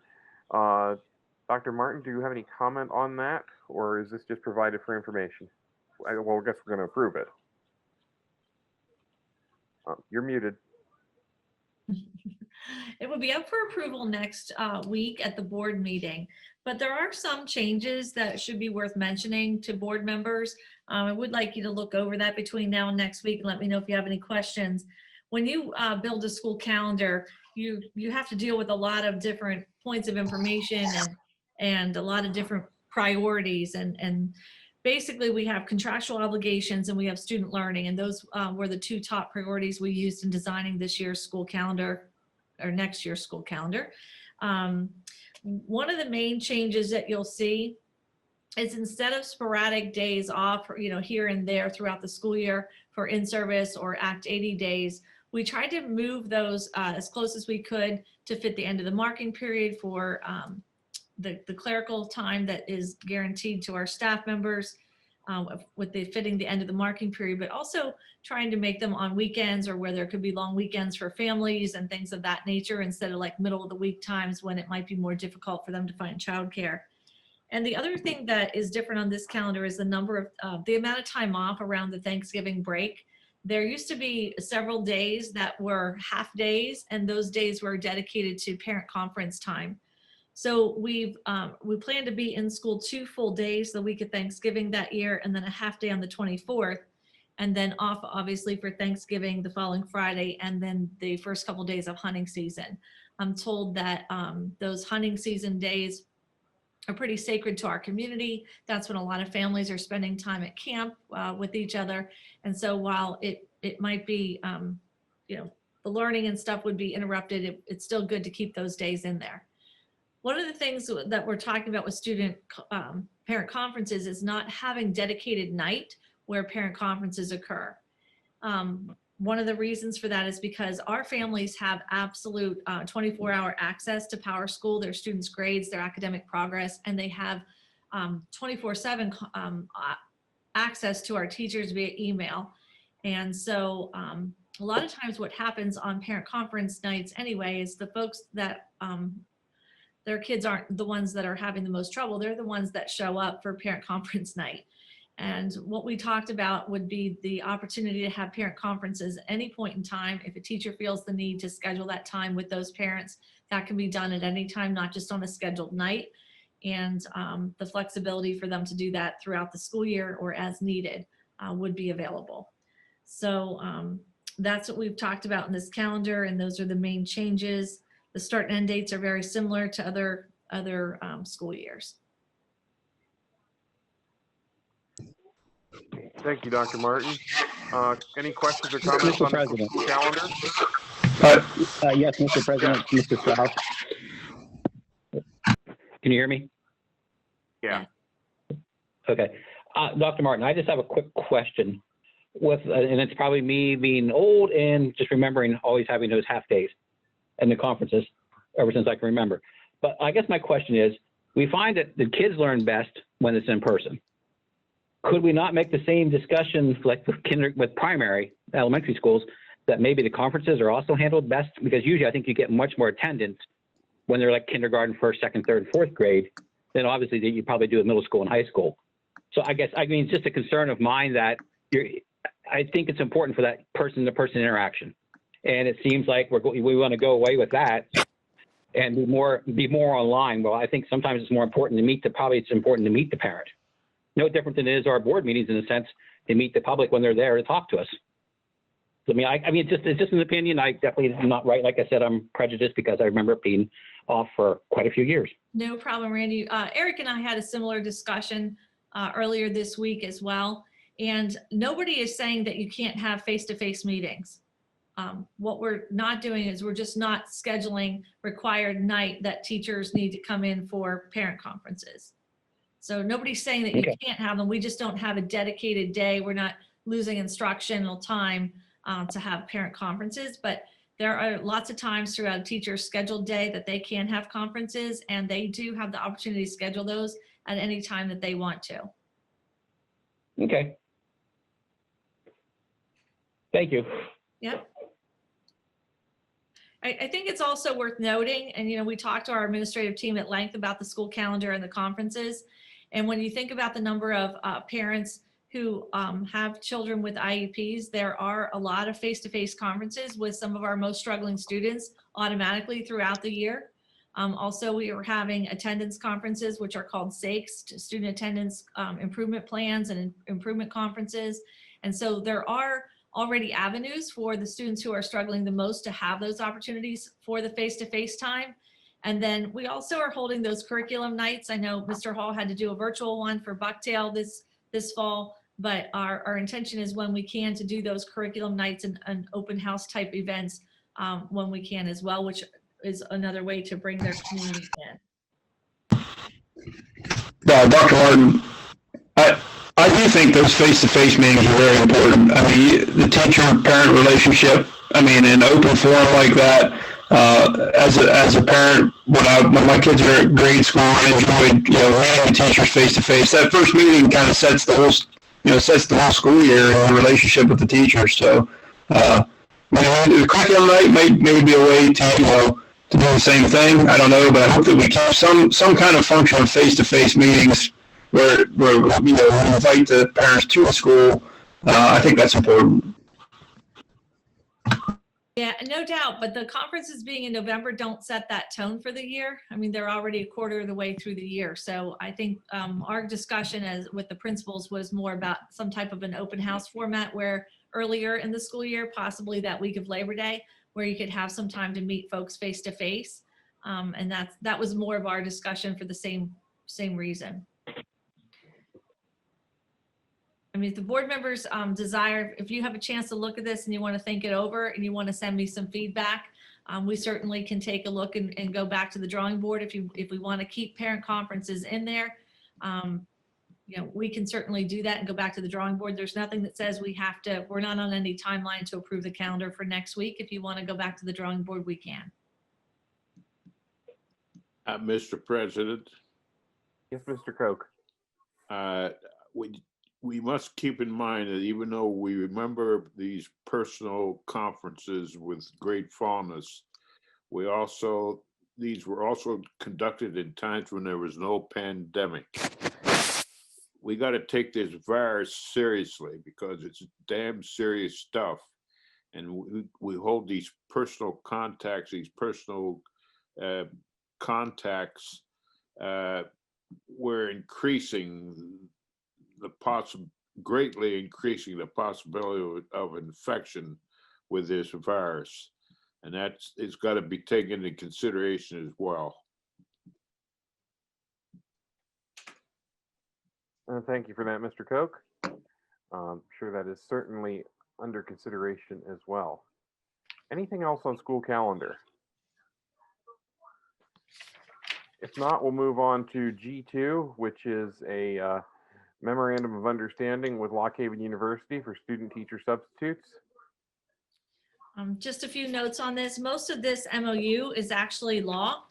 This MOU was drafted by the folks at LHU, and then we agreed on the additional terms on the second page. And what it does is it permits anybody, the law actually permits anyone who is in an educational program and has earned 60 or more credits can actually be hired as a substitute teacher. And so Lock Haven University has had a longstanding policy that they do not permit student teachers to work. They want them completely focused on their student teaching experience. So while the opportunity exists for folks to apply to be substitutes in our district, even the pre-student teacher could apply without the permission of LHU. This MOU is specific to those student teachers. And so what we agreed upon is that it certainly would be the choice of the student teacher. They could not be forced to be a substitute, but if they wanted to be, they could apply through the process that Mrs. Long has established. And then additionally, they would only be able to substitute for their mentor teacher. So if someone was the health and PE student teacher with one particular individual, that's exactly the only person that they could sub for. The reason is they're paying for their student teaching experience, and taking them and pulling them out of that assignment would be almost unfair to them in that experience, and the university would like us to stay true to that. And so again, you can see the other 5 items there that really talks about recording the number of days and communicating with the university how often that's happening. And they want to look out for the welfare of the students that are under their care as well.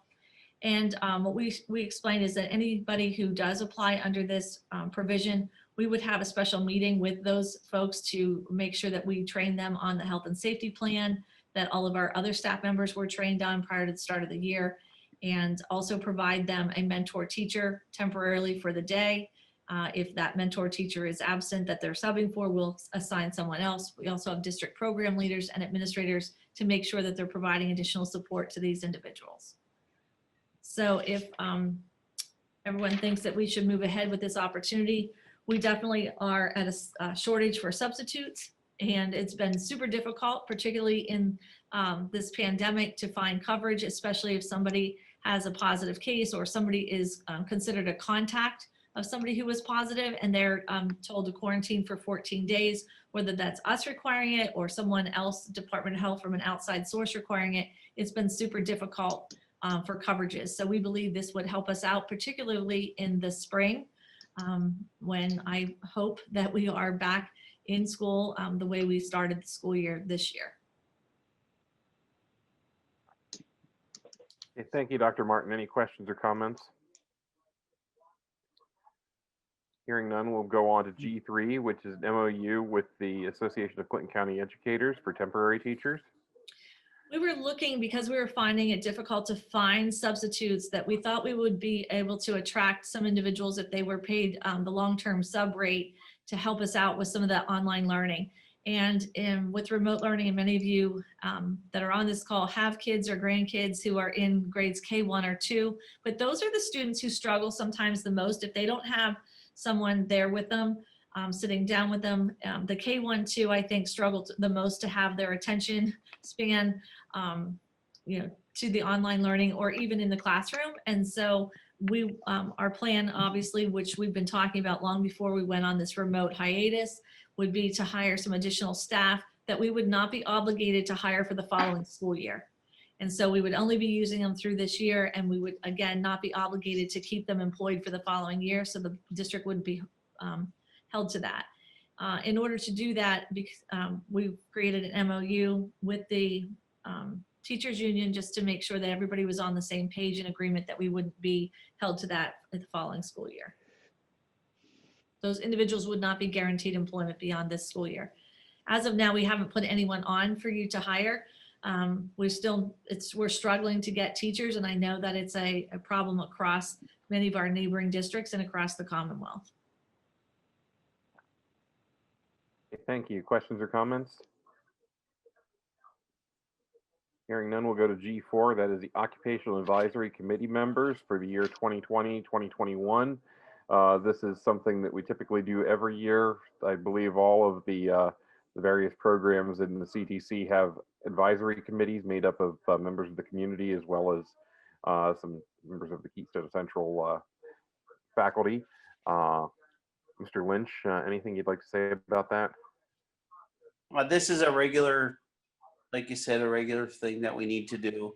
It's a PD requirement, and you'll see all the programs have a occupational advisory committee that are required to meet twice a year, and they set forth program standards.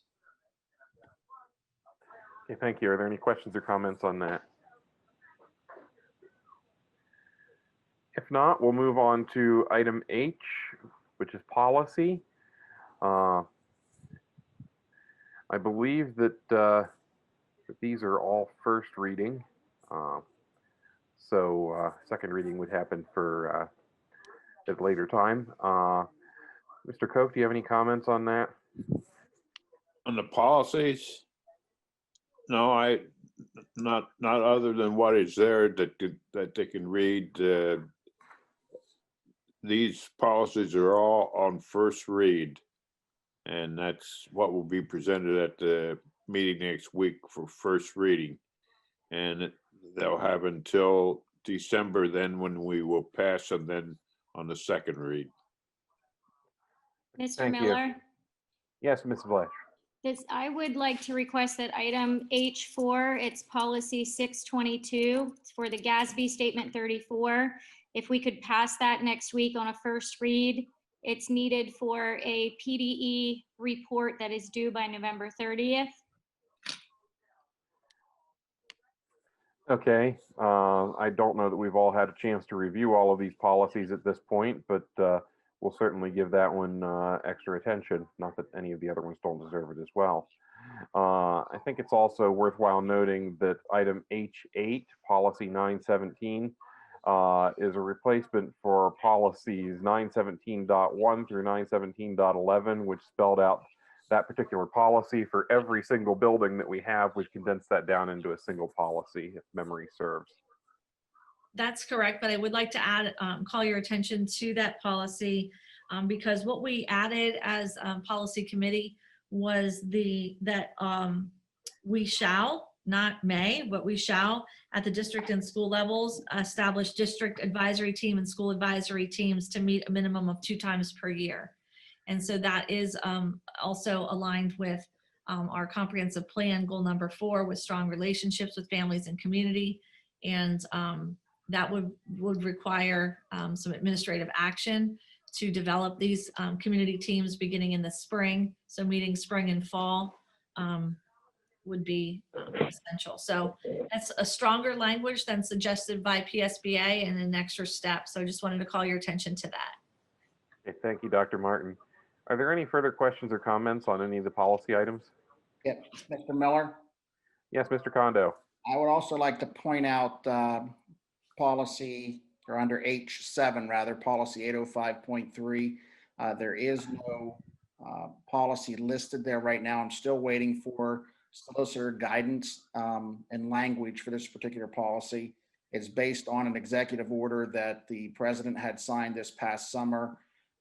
It essentially would outlaw the use of chokeholds by police officers. And if we don't have it in our policy, we wouldn't be eligible for certain federal grants. So after we get the policy changed, we have to have it then certified by there's a couple groups in Pennsylvania that will certify it for us. And then we would be eligible for federal grants then if we decide to apply for them. So I'm just waiting for the language there for that. Okay, thank you, Mr. Kondo. Any other questions or comments on policy items? If not, we'll go on to item I, which is minutes. You will see minutes for last month's work and voting meeting, as well as minutes for the curricular co-curricular committee, the facility committee, and the policy committee. Are there any questions or comments on any of the minute items?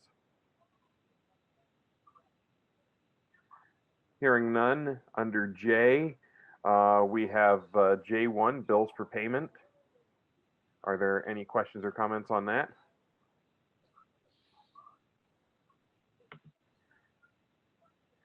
Okay. J2 is a settlement. J3 is a UPMC pilot, which is payment in lieu of taxes agreement. That would follow on what the city of Lock Haven and Clinton County have recently done in terms of UPMC Susquehanna and their taxation or lack of taxation situation. This was also, I think that all the board members received an email today that included an attachment from our solicitor, David Lindsay, about his rationale for why he believes the district should approve this agreement. Okay, thank you. Any questions or comments on the UPMC pilot agreement? Okay, number 4 is Marikey. That is to approve an agreement between Keystone Central School District and Marikey for educational student services. Dr. Martin, do you have any comment on that? Now we've I used believe it's for special needs. Yeah, we've used Marikey in the past, but it is for students who are unsuccessful in our regular school setting with supports. And so it just is another option. I know that we have used them recently, and it's just, again, this is a renewal agreement. We've been using them in previous school years as well. Thank you. Any questions on Marikey? Item J5 is Schoolgate Guardian. That is to approve the agreement between KCSD and Schoolgate Guardian for a visitor management system not to exceed $20,423.55 paid for by the Pennsylvania Commission on Crime and Delinquency Meritorious Grant Funds. Any questions or comments on that? J6 is an agreement between Keystone Central School District and H.W. Raymond for repairs to the Central Mountain High School greenhouse not to exceed $17,300, paid for by the Farm to School Grant Funds. Questions or comments?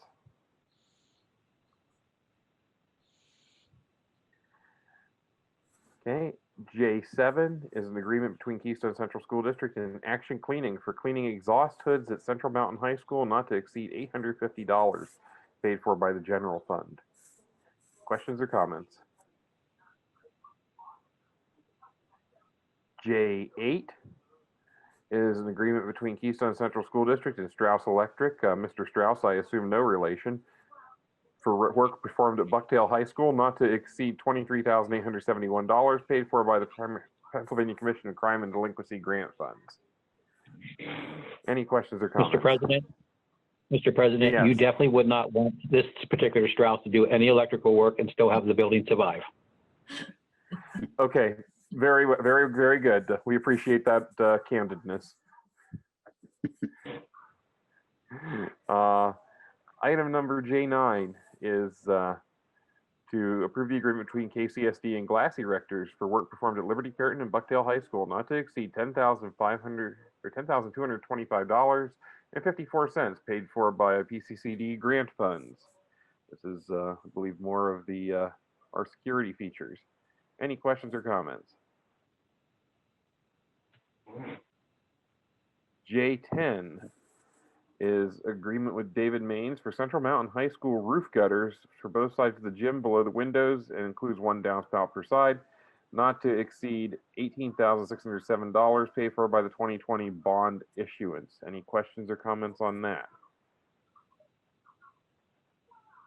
That was the item that I was referring to in the facilities report one about the roof.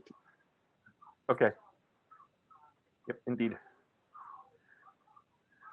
Okay, J11 is an agreement with CM Eichenlob for Central Mountain Middle School window blinds not to exceed $83,965, paid for by the 2020 bond issuance. Any questions or comments? And finally, J12 is an agreement with NRG Controls North for emergency controller repairs at says it's Central Mountain High School VOTEC. I assume that we're referring to the Career Technology Center, not to exceed $36,460, paid for by the Capital Fund. Any questions or comments on that? Okay. Item K, K1, there are two items there. One is our normal assortment of personnel actions. And the other is our annual alignment of staff to their educational level. Are there any questions or comments on the personnel items? Mr. Kondo, is there anything we should be aware of? No, not for this particular either. I have an item on the athletic agenda I just wanted to point out. We should point out Okay. Mr. Hafley's employment as an athletic director and assistant principal. We've been finally able to name someone to that position and find an effective date for December 14th. Okay, thank you. Okay, Mr. Kondo, since you said athletics, you had something that's next on the agenda. So item L1. I just wanted Athletics. to point out for the board, the swim coach position. It is still listed there because we're working on some avenues there to make sure that season hopefully can move forward.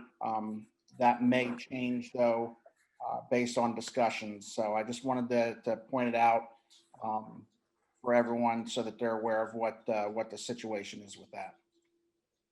You're referring to the potential lack of venue? Correct. Okay, thank you.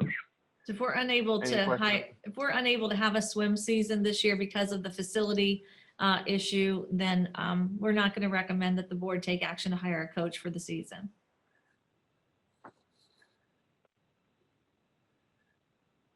Okay, thank you. Any questions or comments from the board? Okay, item L1, athletics, health, and safety plan.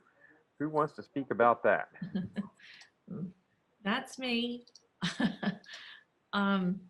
What you'll see on that document, the first part, some of those things have been cleaned up in items 1 through 9, or 1 through 7, and then we added 8. All practice and games are in accordance with PIAA rules, and same with off-season workouts. And then we addressed the spectators, which we're required to do.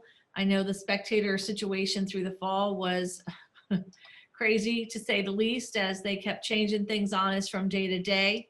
Our goal is to try to get as many family members or tickets in for our spectators as possible, but of course adhering to any spectator limits. So in general, we're going to be trying to shoot for the 4 and 2. There may be some situations where we have to do 3 and 1, things like that, referring to 4 tickets for the home players and maybe 2 tickets for away players.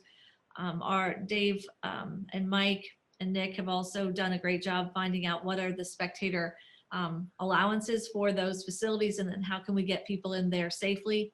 What we do want to do for basketball would be, junior high basketball in particular, would be to have 2 separate games and consider them 2 separate events. So we would clear out the gym in between, and that way we could allow, again, twice as many people to come in for the appropriate game. And just this week, I was informed that PIAA did release some recommendations for safety for winter stations. We've been looking over them pretty carefully, and I've attached them to the agenda for your review as well. There'll be some coaching meetings with our athletic directors and those coaches prior to winter sports season taking place, so that everyone's aware of those recommendations.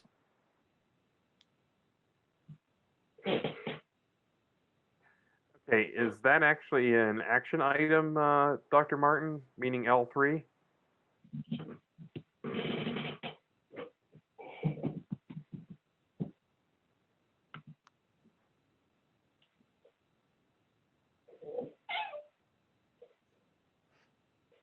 Okay. Looks like she Either I'm frozen up or you are. I think she is. Yeah, I think she. Yeah, I think. Yeah, that's unfortunate because it doesn't look like an action item. She's back now. You're Unmute muted yourself. again. What, I got booted off. So what, I'm sorry, I missed your comment, Bo. I was asking if L3, the PIAA return to competition winter document, is actually an action item. No, or it's is it not an informational? action. It's not an action item, but because our health and safety plan is an action item, and it says that we would be abiding by their rules, or they put that out for recommendation. So since it came up, I wanted it added for the board to review. But that document itself is not for approval. The approval's for the plan. Okay. Okay, then I would suggest that we note that appropriately in the agenda for the board for the voting meeting, so that we don't vote to approve something we don't have to vote on. Okay. We'll just, what we'll do is we'll move that as opposed to a separate item. It'll just be an additional document to support the health and safety plan. Under L2, sounds good. Yep, we'll condense that.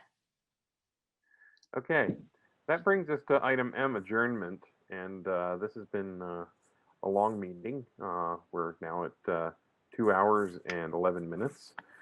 Is there any further business to come before this board before we adjourn?